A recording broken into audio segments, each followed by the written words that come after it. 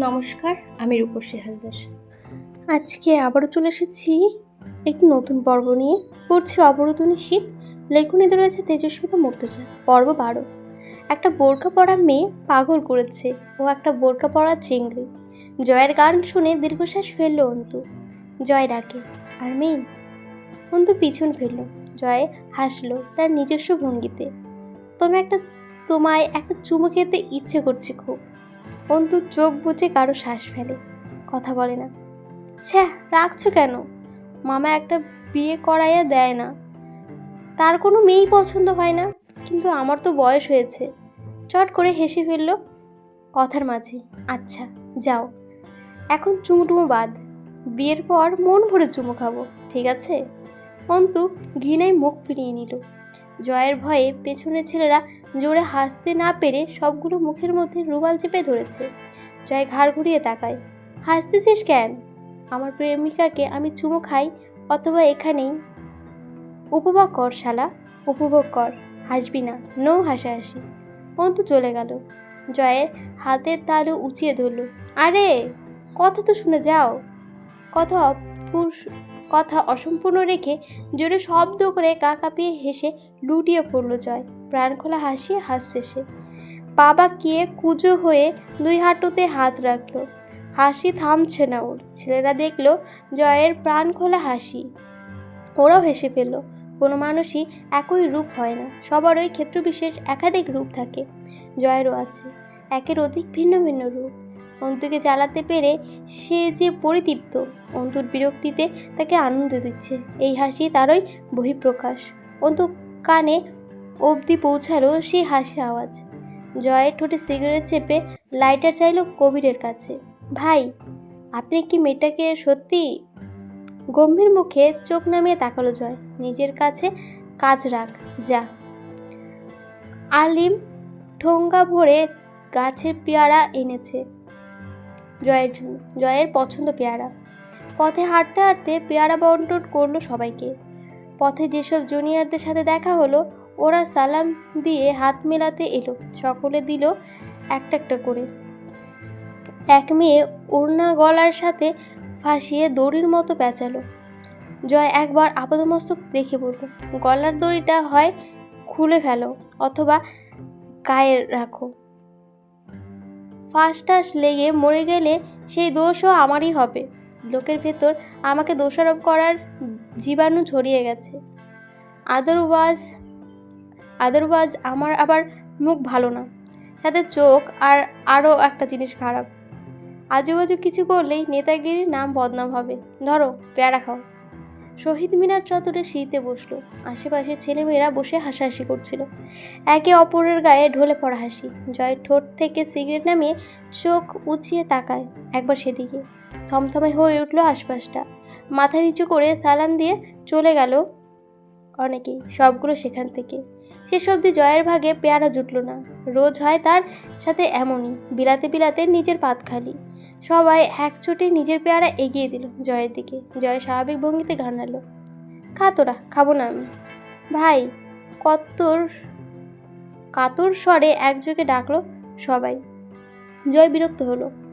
এক একটা তো দেখতে সুপার ড্রামা কুইনের মতো। কি বলতেছে? জয় বিরক্ত হলো। এক একটা তো দেখছি সুপার ড্রামা কুইনের মেল ভার্সন। পেয়ারার বদলে অমন করে কলজে কেটে দেখি সম্বন্ধে চ্যাংড়ারা। 4 আনা পিস পেয়ারা খা তোরা, আমার লাগবে না। পারলে একটা মিষ্টি স্বাদের বেশি করে জিদা মেরে পান কিনে আন, চিবাই জর্দা দিয়ে। কবির একটা দারুণ কাজ করলো। নিজের হাতের পেয়ারাটা জয়ের হাতে ধরিয়ে দিয়ে দৌড়ে ডান দিকে চলে গেল। সে মেয়েটাকে জয় পেয়ারা দিয়েছিল, সে তখনও দাঁড়িয়েছিল। তার কাছে গিয়ে বলল, পেয়ারা দাও।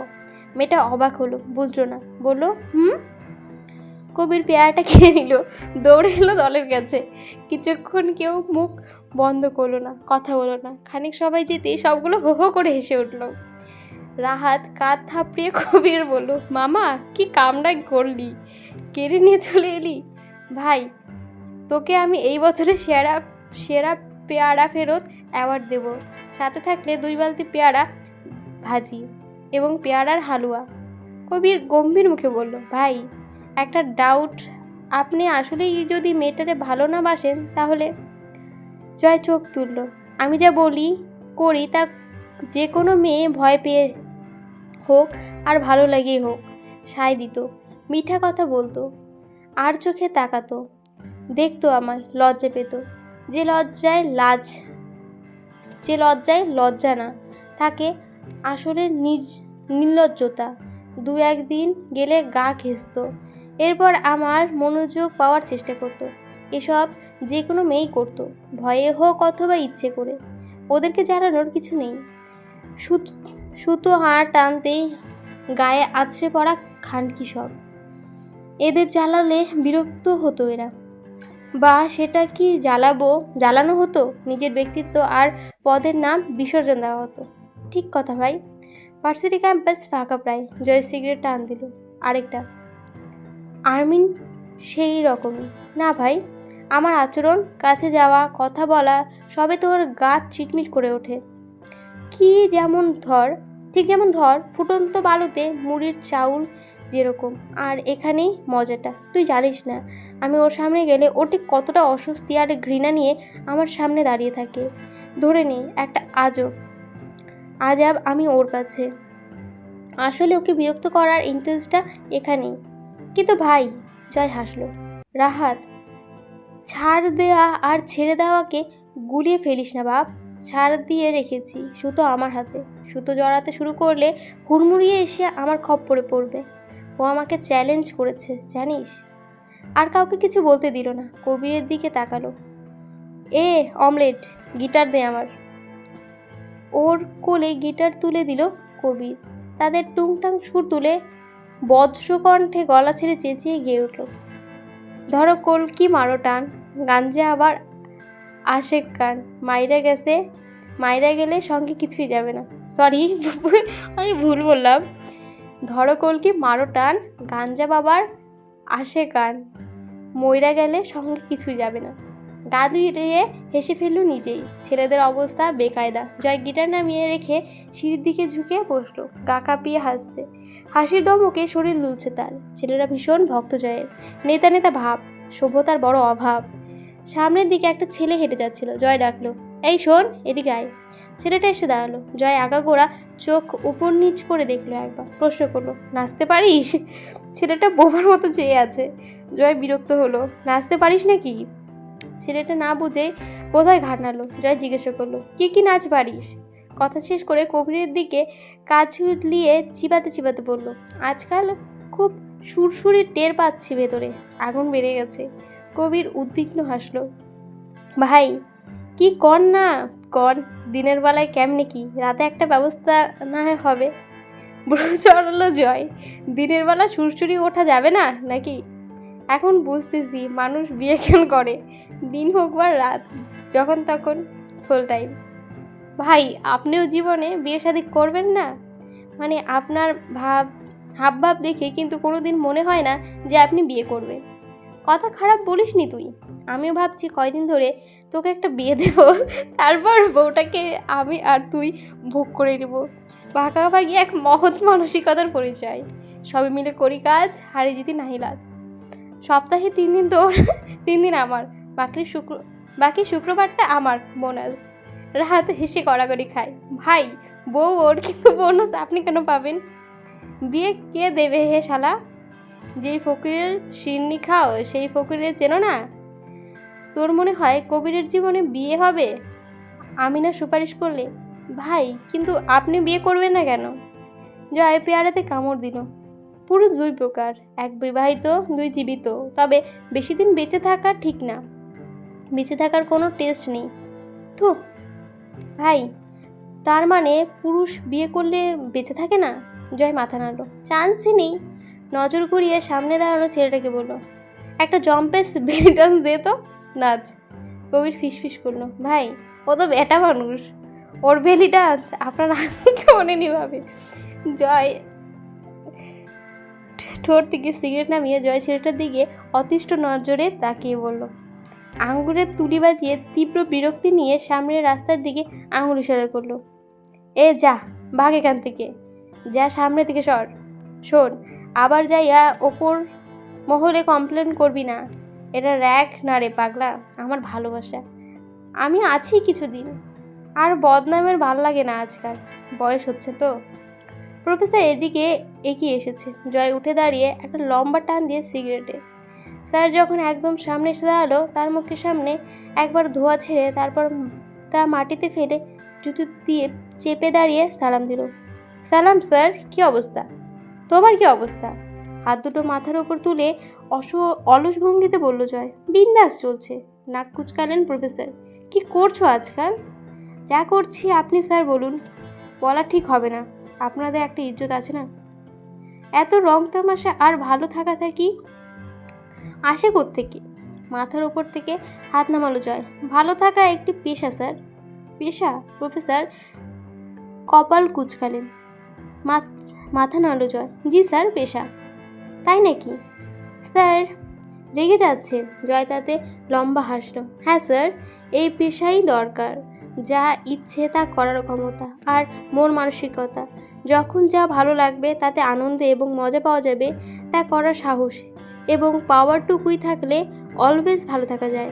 সেটা খারাপ অথবা ভালো, এই চিন্তা করলে আপনি এই পেশার যোগ্য না। তাহলে আপনাকে ওই মালা দিলে ডিপ্রেশন কাটাতে হবে। মাল গিলে ডিপ্রেশন কাটাতে হবে। তোমার কাছে এই পেশা আছে বলে তুমি মাল গেলো না, সিগারেট আনো না। ওটা তো ইস্টাকিল স্যার। কি ইস্টাকিল? ওটা তো ইস্টাকিল স্যার। জোয়ান ছেলে পেলে আমরা, রাত হলে 2-1 প্যাক মাল পেটে না ফেললে চলে? এবার চূড়ান্ত রাখলেন স্যার। বজ্জাত ছেলে, তোমার সাথে কথা বলতে আসাটাই আমার উচিত হয়নি। এমন ভাব করছেন যেন আজকের প্রথম অনুচিত কোনো কাজ করে এবং শব্দর সাথে পরিচিত হলেন আপনার। দিনে কয়টা উচিত কাজ করেন? সব কাজ করেন আপনি। আমিও এত খারাপও না। মুখ খুলিয়েন না স্যার, বদনাম করছেন মুখের ওপর। এদিক ওদিক তাকাচ্ছে আর কথা বলছে জয়। এটা তার উল্লেখযোগ্য বৈশিষ্ট্য। কোনো সময় চোখে চাওনি এবং ঘাড় স্থির থাকে না, পাখির মতো তাকিতুকি চলতে থাকে। প্রফেসর জিজ্ঞাসা করলো, কবে এসেছো ঢাকা থেকে? আবার ঢাকা ফেরার সময় হয়ে এলো। আপনি আসার কথা বলছেন? পরীক্ষা কবে? পরশুদিন যাব। পাখিদের মতো চোখের চাহনি এবং ঘাড় সর্বক্ষণ ছটফটে চঞ্চল বেপরোয়া জয়ের। প্রফেসর বললেন, ভালোই হোক, বখাটে হচ্ছে দিন দিন। ভালো হও, বখাটে হচ্ছ দিন দিন। একটা বিয়ে দিয়ে দেন তাহলে ভালো হয়ে যায়। কি? প্রফেসরকে বলছে বিয়ে দেওয়ার কথা? তোমাকে মেয়ে দেবে কে? এমন বাপ নেই দেশে আমার জামানাতে। দিনকে দিন যা ভাঙাতে হচ্ছ, দিনকে দিন যা হাবাতে হচ্ছ, 1 নম্বরের ম্যানার্সলেস তুমি। জয় সোজা হয়ে দাঁড়ালো, নাক শিউরালো। দিলেন তো মোটটার আব্বা আম্মা করে। ম্যানার্স কী জিনিস? What is manners? সেটা খায় না গায়ের মাখে। ম্যানার্স আর আমি একসাথে। এই অসম্ভব ব্যাপারটাকে উচ্চারণ করার খুব দরকার ছিল আপনার এই মুহূর্তে। যান যান, কোথায় যাচ্ছিলেন যান। আপনার উদ্দেশ্যে সম্মান দেখিয়ে আবার সিগারেটটা ফেলে দিলাম। 18 টাকা একটা সিগারেট দাম। গম্ভীর মুখে তাকালেন স্যার। শুধরাবে না? এগিয়ে গেলেন প্রফেসর। জয় আনমনি বলল, শুধরালে কি আপনার মেয়ে বিয়ে দেব না আমার সাথে? স্যার পেছন ফিরে বলে, কচু দেব। জয় স্যান্ডেলের ফিতা লাগাতে লাগাতে মুখটা তুলেই বলল, লাগবে না, ওটা আপনি জুস করে খাইয়েন, পেট কমবে, আমার অ্যালার্জি আছে, গা চুলকায়। স্যার কপালে হাত ঠুকলেন। কবির জিজ্ঞাসা করলো, কি করবে ভাই এখন? তুলি শ্বশুরবাড়ি যাব, কোয়েলকে আনতে যাব। সীমান্ত শালার চুলকানি বাড়ছে, ভালো একটা মলম কিনে নিয়ে গিয়ে একটু লাগিয়ে দিয়ে আসি। জনসেবা করাই তো কাম আমার। ভাই মাইরেন না ওরে, সামনে কিন্তু নির্বাচন। হামজা ভাই জানলে আমি শেষ। নতুন একটা বাছাই অনুষ্ঠান হবে আবার। কিন্তু জয় তাতে অংশগ্রহণ করবে না। হামজা জয়কে বলেছিল, আমার পদটা তুই নে, নমিনেশন পাইলে দেব আমি। জয় জানিয়েছিল শখ নেই, এই পদ ওই ভারী পড়তেছে আমার ওপর।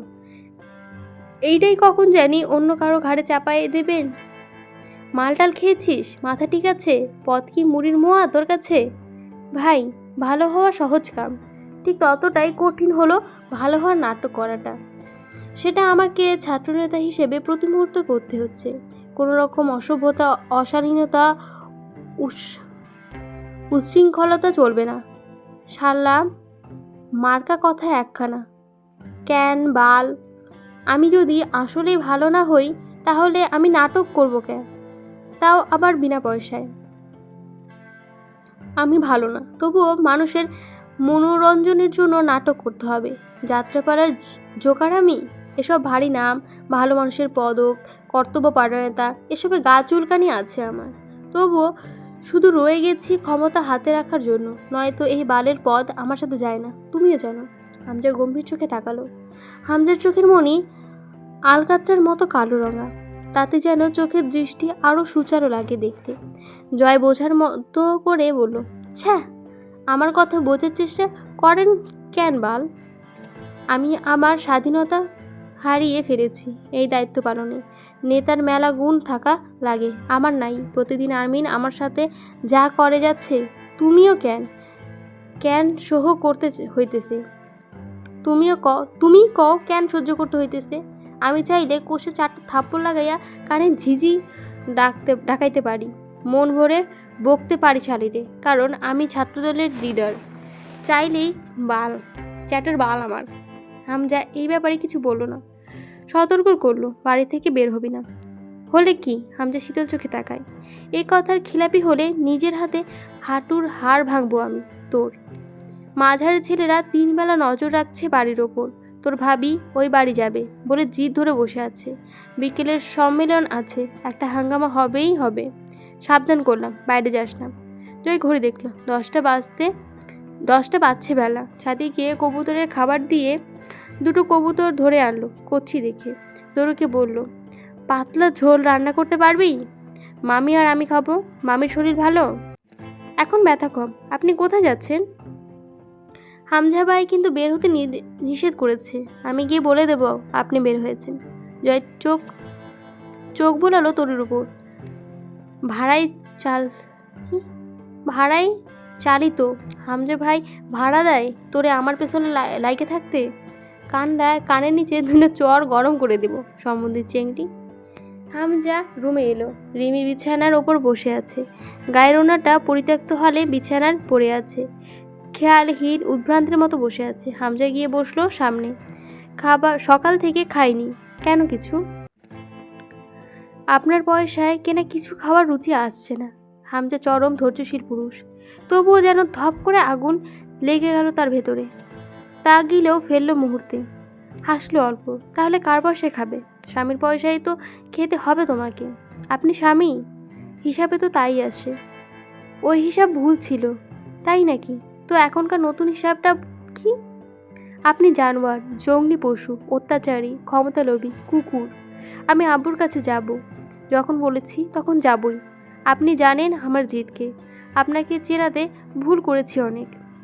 হামজা নিজে উঠে গিয়ে খাবার আনলো। তার রিমির সামনে রাখতেই প্লেট ধরে গায়ের জোর দিয়ে ছুঁড়ে ফেলল রিমি। হামজা তাকিয়ে দেখলো একবার প্লেটটা। রাশিদা খালা দৌড়ে এলেন।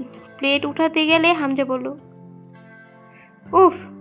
রাশিদা তাকালেন। হামজা একধারে মাথা নাড়লো, দুধারে মাথা নাড়লো। আপনি যান, যে হাত থেকে পড়েছে ওই হাতেই উঠবে, সমস্যা নেই, যান আপনি। রিমিকে জিজ্ঞেস করলো, কি করবে ওই বাড়ি গিয়ে? দেখলো নিজের চোখে। আপনার মতো জানোয়ারের হাত কোনো বাড়িতে পড়লে সেই বাড়ির হাল কি হয়? চুরমার হয়ে যায়, তা দেখে কি হবে? ফুঁসে উঠল রিমি। আপনার একটু আফসোস নেই এসব নিয়ে? অভ্যাস নেই আফসোস করার। আমি নিজের কাজে কোনোদিন আফসোস করিনি রিমি, সেটা যত নিকৃষ্ট কাজ হোক। আমাদের কাজই বিতর্কিত। এটা পলিটিক্স। রিমি ডুকরে উঠল। হামজার বুকে কঠিন 2টো ঘুষি মারল। চোখের সামনে থেকে যান, আপনাকে সহ্য হচ্ছে না আমার। যা করছি দলের প্রয়োজনে। তোমার চাচা আমাকে মারতে চাইলে ভালোভাবে মিটিয়ে নিতাম, কিন্তু সে আমার দুর্বলতা খুঁজে বের করে সেখানে আঘাত করেছে বারবার। এটা ভয়ঙ্কর রিমি, যে তোমাকে নয় বরং তোমার দুর্বলতাকে টার্গেট করে, সে তোমার জন্য জাহান্নামের মতো ভয়ঙ্কর। আমার ক্ষতি করার চেষ্টা করছে গোপনে, অথচ প্রকাশ্যে আর আর খারাপভাবে জয়ের দিকে হাত বাড়াচ্ছে। একবার ট্রাক চাপা দিচ্ছে, পরের বার ছুরির আঘাত করে মাঝারের প্রাপ্য ছিল যা, তা পেয়েছেও। এ নিয়ে তুমি বেশি বেশি করছো, পছন্দ হচ্ছে না ব্যাপারটা। ঝরঝর করে কেঁদে উঠল রিমি। আপনি বন্দুক চালাতে জানেন? জানা ছিল না আমার। হাস্যকর। হামজা ঠোঁট বাঁকিয়ে অন্তুর ভয়ানকভাবে হাসলো। আমি বন্দুক চালাতে পারি না, এটা তোমার ফ্যান্টাসি রিমি। তুমি আমাকে এত ভদ্রলোক হিসেবে ভাবতে চাও, বাস্তবে যা আমি নই। আপনাকে নিয়ে আমার ধারণাগুলো কাচের মতো খানখান হয়ে গেছে। আপনার পিস্তল ওই 2 বছর বাদে সেদিন দেখলাম কার্বনের পেছনে সিন্ধুকে তোলা। কেন হামজা এই সব লুকোনোর রূপ কেন দেখাচ্ছেন, কেন রেখেছিলেন নিজের মধ্যে? হামজা শক্ত হাতটা রিমির কোমল গালে রাখলো। আরও আছে, যেসব ধারণা করতে তোমাকে কঠিন বেগ পেতে হবে। এখন থেকে প্রস্তুত হও, নয়তো সেসব সহ্য করতে পারবে না তুমি। রিমি অবাক হয়ে কিছুক্ষণ চেয়ে রইল, বলল, আমার ভাই ছিল না, মাঝার ভাইয়া আমাকে কোলে পিঠে চড়িয়ে মানুষ করেছে। আপনি তার পেট ছিদ্র করে রেখে এসেছেন। আপনি মানুষ? হামজা হাসলো। মানুষই তো, রাজনৈতিক মানুষ। রাজনীতিতে মানুষ ক্ষমতার জন্য এত নিচে নামতে পারে? আব্বু বা চাচ্চুকে তো নামতে দেখিনি এমন। আপনি একটা ধোঁকা, একটা যন্ত্রণা, যা আমাকে খুব কষ্ট দিচ্ছে। আমি সইতে পারছি না। আপনার মুখ দেখেও বুক ভেসে যাচ্ছে। হামজা হাসলো। তুমি বোকা আর সরল রিমি। তোমার বাপ চাচা কি করেছে তা তো আমার সাথে আলোচনা বা সভা করে বলেনি। নিজের বাপ চাচা তোমার কাছে খারাপ হবে না, এটি স্বাভাবিক। আর রইল কথা, মাঝারের তো তোমাকে কোলে পিঠে করে মানুষ করেছে বলে তোমার এত মায়া। আর আমি আমার এই হাতে জয়কে মানুষ করেছি। আমার কি? আমার এই জিদ কোথায় গিয়ে থাকবে? কোন কোন মোড় পাড়ি দেবো জানা নেই। তবে এসব ঝেড়ে ফেলো মাথা থেকে। এই বাড়ি থেকে সেদিন তোমায় নিয়ে এসেছি আমার নামের কবুল পড়িয়ে, তুমি আমার হয়েছ। অতএব আমাকে ঘিরে চিন্তাধারা রাখা উচিত তোমার। বাপের বাড়ির পর হয়েছে, আমি তোমার জাত পরিচিত এখন। রিমিকে কান্নারত রেখে বেরিয়ে পড়ল হামজা। সাদা ধবধবে পাঞ্জাবির ওপর ঘিয়ে রঙের মুজিব কোট বেশ মানিয়েছে শ্যামবর্ণের লম্বা শরীরটাতে। গাড়িতে ওঠার আগে কবি দ্রুত গিয়ে গাড়ির দরজা খুলতে গেল। হামজা রোদ চশমা খুলে বলল, এখন ফর্মালিটি দেখাবি না আমার পছন্দ, এসব ফর্মালিটি দেখাবি না আমার সঙ্গে, পছন্দ না আমার। চারিদিকে পোস্টারে ছেয়ে গেছে পথঘাট, মাইকিং চলছে রাস্তায় রাস্তায়। সেসব পেরিয়ে এগিয়ে চলে হামজার গাড়ি পলাশের ডেটার দিকে। দিনাজপুর শহরের সন্ত্রাস বিস্তারের কর্মসূচির যার হাত নিয়ন্ত্রিত রাজন আর তার ভাতিজা পলাশ। হামজার মোটেও ইচ্ছে ছিল না রিমিকে কাঁদিয়ে এসব করার, কিন্তু চাচা শ্বশুর মশাই খুবই লাফাচ্ছিলেন, পাত্তাই দিচ্ছিলেন না হামজাকে। আজ ওই ক্লাব ঘরের জানলার কাজ ভেঙে গুড়িয়ে দিয়ে গেছে।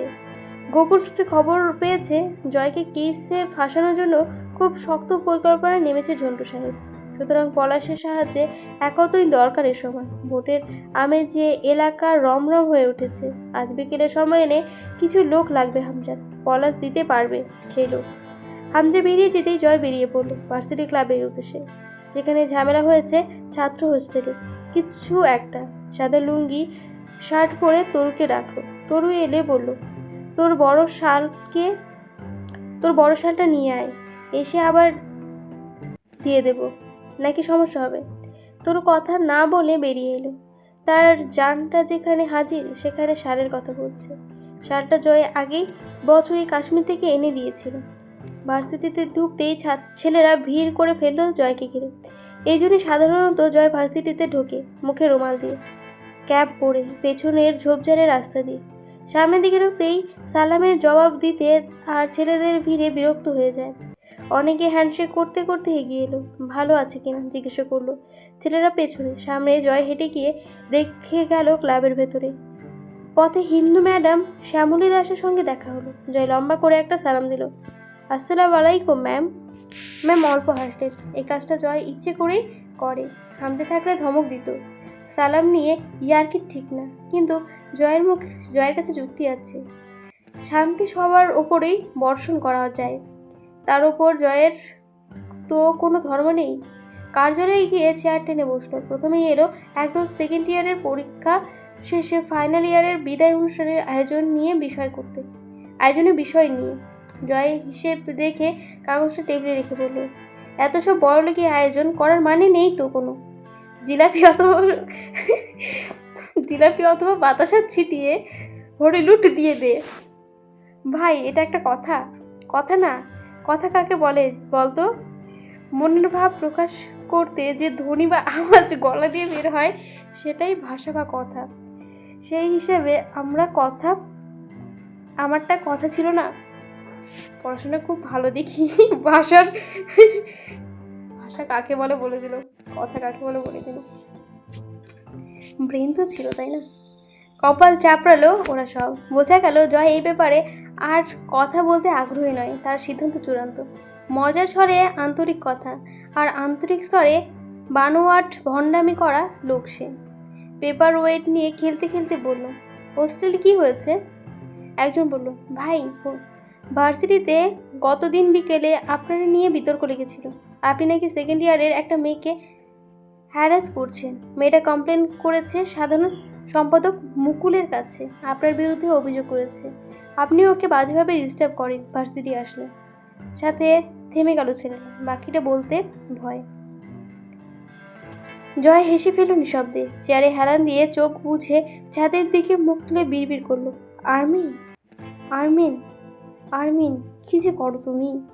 এ তো খেয়াল থেকে বের হয়ে যাচ্ছ, আবার ঠিক কোনো না কোনো বেয়াদবি করে আগুন জ্বালাচ্ছ ভেতরে। চোখ খুলো সাথে। কি রে, থামলি কেন? শুনছি, বলে যা, থামিস না। ছেলেটার মুখ শুকনো। জয় সোজা হয়ে বসলো। বিক্ষোভ চলছে এই নিয়ে, তাই তো? তোমাদের কি মনে হয় এতে আমার পদত্যাগ করাতে পারবে তো? এরকম এই নীরব বিক্ষোভ করছে সবগুলো মহিলা মানুষের মতো পেছনে লুকিয়ে। ছ্যা, শালারা হিজড়ার বংশ সব। এদের দিয়ে আদৌ সমাজে সাম্যবাজ প্রতিষ্ঠা হবে? এই যে গেট দিয়ে ঢুকলাম, একটা খোয়া পর্যন্ত ছুঁইল না কেউ। বিদ্রোহ সংগ্রাম পারে না এরা, অথচ ছাত্র রাজনীতিতে আছে। লজ্জাজনক, সামনে এসে একটা বকা পর্যন্ত দিল না কোনো শালা। এই নাকি এরা ছাত্রলীগ? এরা যুব সবেক? শালারা বালের আন্দোলন শিখছে। আমি হামজা ভাইকে মানাতে পারছি না পদত্যাগের জন্য, খুব দুঃখে আছি। অজান্তে হলেও আমার পদত্যাগ করিয়ে একটা উপকার করতে পারতো বেটা শালারা। কাশ মনে দিলাম। সবার মুখে আতঙ্ক ছেয়ে গেল। জয়, আমি পদত্যাগ করতে চাই। এই লোক মজার ছলে কঠিন সত্য কথা বলে। জয় ডাকলো, সে যান, কাল সকালে ওদের কার্যালয়ের আনবি। আন্দোলন শেখাবো, অন্যায়ের বিরুদ্ধে রুখে দাঁড়াতে শেখাবো। যা। সকালে হাই হাই করলো, ভাই, আপনি কি পদত্যাগ করতে চান? মানে? পেপার ওয়েট হাতে তুলে উঠে দাঁড়ালো জয়। রাহাতকে বলল, আগামীকাল একটা সম্মেলন ডাক, সকলে যেন উপস্থিত থাকে। কাল না হলে পরে, কিন্তু দেরি হবে। কাল রাতে গাড়ি আমার, ঢাকা থেকে ফিরে দেরি হবে অনেকদিন। বহুদিন পর জয়কে কার্যালয়ে পাওয়া গেল। সেই দিন রাজনৈতিক কর্মীর মতো সাদা ভদ্র পাঞ্জাবিতে নয়, জয়ামিকে দেখা যায় তার চিরচেনা বুঝতে। লম্বা শরীরে সাদা ধবধবে খানের লুঙ্গি আর একটা শার্ট, তার ওপর শাল জড়ানো, পায়ে চামড়ার স্যান্ডেল আর বেল্ট খোলা। প্রয়োজনীয়তা ক্ষেত্রবিশেষ বদমাশ রসিক জয়ামিরের চেহারায় ফুটে ওঠে গম্ভীর এক নেতৃত্ববোধ। অনেকদিন পর কার্যালয় থেকে সে দলবদ্ধ সহ ক্যাম্পাসে নেমে চক্কর দিল চারদিকটা। এলএলবি ছাত্র বিভাগের ছাত্রী অন্তু, সেখানকার হেড হলেন শিক্ষিকা মনোয়ারা রেহমান। জয় অনুমতি চাইল দরজায় বাইরে দাঁড়িয়ে। আসবো ম্যাম? এসো। ম্যাম কিছু লিখছেন। জয় সালাম দিয়ে দাঁড়িয়ে থাকলো। কয়েক মুহূর্ত পরে বলল, বসতে বলবেন না ম্যাম? চশমার ফাঁক দিয়ে আর চোখে তাকে ইশারা করলেন ম্যাম। বসলো জয়। কেন ডেকেছেন? নাস্তায় এনেছেন ভালো কিছু? আপনার হাতে পাটিসাপটা খাইনি কতদিন, ভেবেই খিদে লাগছে। পানি আছে ম্যাম? দুটো ঘুমের ওষুধ খাবো। আবার ঘুমের ওষুধ পেটে পড়ার সঙ্গে সঙ্গে কাজ হতে দেরি হয়। এখন খেলে তবে বাড়ি গিয়ে ঘুমাতে পারবো। মনোয়ারা ধমক দিলেন। শাট আপ, চুপ করে বসো। জয় ঠোঁটে আঙুল ঠেকালো। ওকে, কিন্তু শুধু চুপ করতে বললেই হতো। বসে তো আমি আছি। মনোয়ারা কটমুটিয়ে তাকালেন। জয় হাতের পেপার ওয়েটটা টেবিলে ঘোরাতে ঘোরাতে খেলছে। ঠোঁটে বাচ্চাদের মতো দুষ্টু হাসে। মনোয়ারা দীর্ঘশ্বাস ফেলেন। গল্পটা এখানে শেষ হয়ে গেল, পার্টটা এখানে শেষ হয়ে গেল। এখানে আরও কিছু লিখে দিয়েছে লেখিকা, তো এটাও পড়ছি। ভুল ত্রুটি ক্ষমা করবেন, এমন কিছু হবে সামনে আপনারা ধাক্কা নাও সামলাতে পারেন।